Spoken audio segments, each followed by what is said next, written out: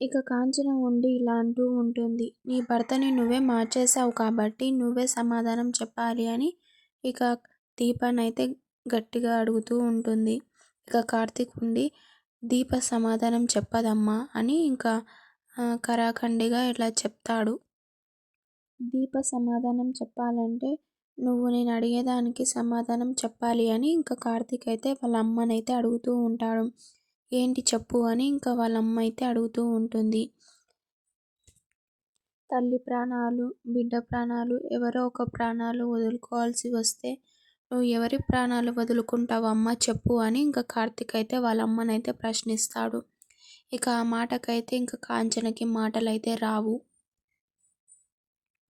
ఇక కార్తీక్ అన్న మాటలకి ఇంట్లో వాళ్ళు కూడా ఒకసారిగా షాక్ అవుతూ ఉంటారు.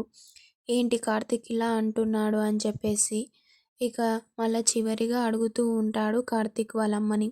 చెప్పు అమ్మ, నువ్వు ఎవరి ప్రాణాలు వదులుకుంటావు చెప్పు నాకు అని ఇక వాళ్ళ అమ్మనైతే అడుగుతూ ఉంటాడు కార్తీక్.